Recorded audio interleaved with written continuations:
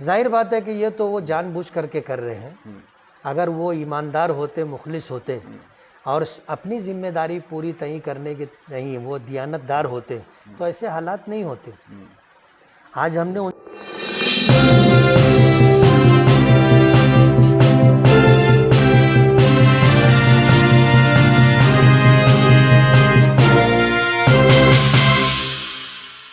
तो ये जो अभी आए हैं सर यहाँ पर पंकज आशिया साहब को दिया गया है, वो कोऑर्डिनेशन ही के लिए दिया गया है ताकि ये सारे मसाइल ना हो।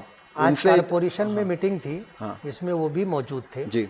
उनके सामने ये सारी बातचीत हुई और जब गलत मालूमात दी जाने लगी तो मैंने एक मर्तबा नहीं कई मर्तबा ये बात कही कि आप अभी इस वक्त उठ करके मेरे साथ जीवन हॉस्पिटल चलिए। ये कहते हैं कि हमने 50 आदमियों का स्टाफ दिया है, मुझे आप 10 आदमी बता दें।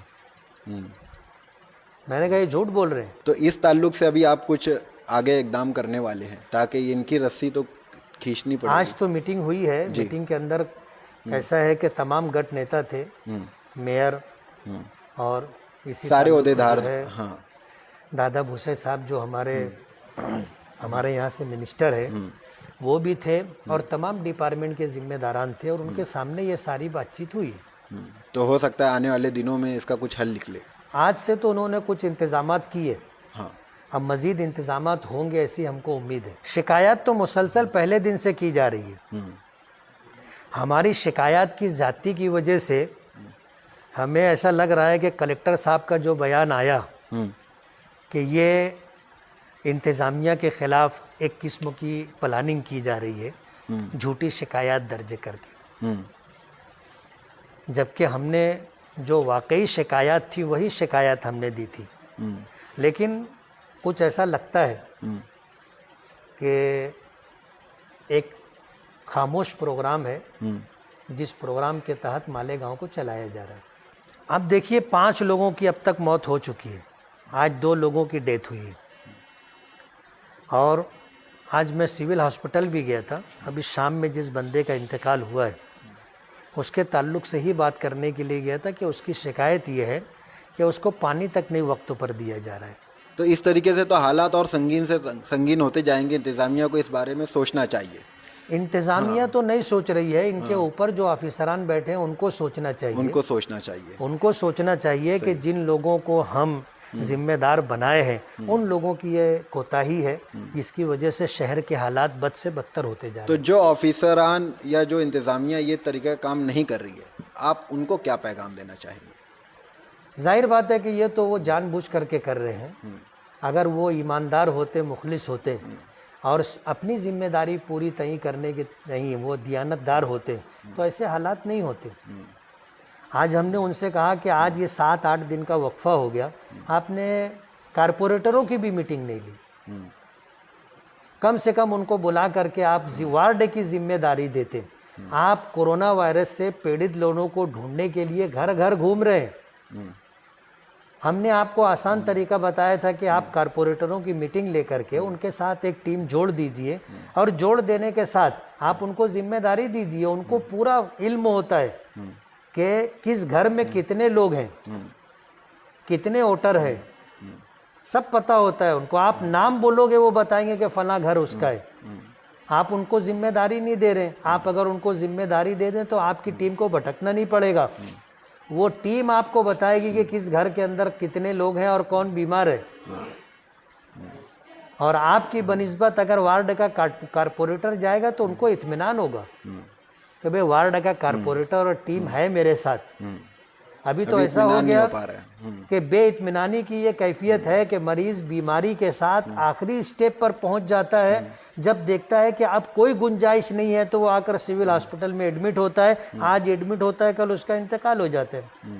जाहिर बात है ये एक दिन में तो नहीं हुआ, लेकिन आपके इंतजामात इंतहाई नाकिस हैं और हालात ऐसे हैं कि लोग समझते हैं कि वहाँ जाने के बाद हर किस्म के मसाइल से हमको गुजरना पड़ेगा, इसलिए वो अपने घर खामोश रहते हैं। कैसा है कि अब हलचल शुरू हुई है, खिंचाई शुरू हुई है, अब कुछ न कुछ करेंगे। आज की मीटिंग में डॉक्टर आशिया साहब ने इस पर क्या कुछ टिप्पणी की या कुछ कहा आपको? नहीं, वो शख्स बिल्कुल खामोश था, सिर्फ सबकी बात सुन रहा था। अब वो क्या डिसीजन लेता है ये तो उसे पता है। तो क्या आप अभी उनसे मुलाकात करेंगे या? मेरी अभी एक 10-15 मिनट पहले उनसे बात हुई। अच्छा, तो वो इस पे एक्शन करने वाले? कल हॉस्पिटल में जो डॉक्टर ड्यूटी पे था, हमने जो बात कही थी कि हमने खुद हॉस्पिटल जा करके देखा है और ये गलत रिपोर्ट आपको दे रहे। रात में जो डॉक्टर ड्यूटी पर था, हमने उसकी पंकज आशिया से बात करवाई। उसने जो है, डॉक्टर जो ड्यूटी पर था, ऑन ड्यूटी रहते हुए जो कुछ उसने देखा, उसने उसे बता दिया। ये सारे जब मामला चल रहे हैं, शहर में एक बीमारी को लेके दहशत का, खौफ का माहौल है, ऐसे में शहर सहमा हुआ है, तो आप शहर को क्या एक मैसेज देना चाहेंगे? अहलियान शहर से मैं दो बात कहना चाहूँगा जी। अगर आप इस बीमारी से मुतासिर हो गए हैं तो अपने आप को छुपाइए मत। आपका छुपाना अपने आप को मौत के लिए पेश करना है, अपने लिए, अपने ख़ानदान के लिए आप बीमारी का सबब, मुसीबत का सबब बन रहे हैं। बीमारी की शुरुआत ही में आपको आगे आकर के इलाज व मुआवजे की फ़िक्र करनी और करवानी चाहिए। दूसरी बात, मैं ये पैगाम देना चाहूँगा कि कोरोना वायरस एक ऐसी बीमारी है, वबाई मर्ज़ है कि दुनिया आज उसका मुकाबला करने में परेशान है। बड़ी बड़ी हुकूमतें जिनको अपनी मेडिकल लाइन से बहुत ज़्यादा पूरे एतमाद उन्हें हासिल था, अमेरिका है, स्पेन है, इटली है, फ्रांस है, जर्मनी है, इंग्लैंड है, इन सब लोगों ने हाथ टेक दिए। जाहिर बात है, हिंदुस्तान तो एक ऐसा मुल्क है जिसकी यानी इकोनॉमिक सूरत हाल आप देखोगे कैसी है, माशी तौर पर कहाँ खड़ा है, आपको पता है। हमारे पास कोरोना वायरस से लड़ने के लिए कोई उपाय नहीं है, कोई इंतज़ाम नहीं। इसलिए मैं ये पैगाम देना चाहूँगा कि इसका वाहिद इलाज एहतियात है। हम लोग एहतियात करें। एहतियात का मतलब ये है कि हम अपने घरों में रहें, घरों से निकल कर के बिला वजह घूमना फिरना और लोगों के साथ उठना बैठना, सोशल डिस्टेंस ना रखते हुए, ये अपने आप को जो है बीमारी में मुब्तला करने का एक ज़रिया बन सकता है। इसलिए एहतियात में एक बात तो ये है कि हम अपने घर में रहें, बिला ज़रूरत शदीदा घर से ना निकलें। दूसरा पैगाम ये देना चाहूँगा कि आज कुछ फ्रूट लॉकडाउन की वजह से सस्ते मिल रहे हैं। जो अंगूर 100 रुपया किलो बिकता था, अभी 30 रुपया 40 रुपया किलो बिक रहा है। खट्टा अंगूर खा करके लोग सर्दी का, खांसी का शिकार हो रहे हैं। तो तुर्श चीज़ों से, खट्टी चीज़ों से और ऐसी चीज़ें जिनके खाने की वजह से बीमारी में आदमी मुब्तला हो सकता है, ऐसी तमाम चीज़ों से अपने को एहतियात करें। और लोग जैसे डर रहे हैं कि हमें उठा के ले जाएंगे, वहाँ पे इंतज़ामात सही नहीं है या वहाँ पे मेरा इलाज नहीं हो पाएगा, तो इस ताल्लुक़ से हमने कारपोरेशन में यही बात रखी है कि आप अपना इंतज़ाम ऐसा कर लो कि बीमार आदमी घर में रहने के बजाय आपके पास खुद से आकर रहने के लिए तैयार हो जाए। जी। अभी तक लोगों में जो है बेइत्मीनानी है, लोग समझ रहे हैं कि हमारा कोई इलाज सही तरीके से होगा नहीं, इसलिए लोग सामने नहीं आ रहे। लेकिन अगर आपकी तरफ से लोगों के दिलों में इत्मीनान पैदा हो जाएगा तो लोग खुद ब खुद आकर के अपना इलाज करवाएंगे ना। कौन मरना और बीमार रहना पसंद करता है? हर आदमी ज़िंदगी का ख्वाहिशमंद है।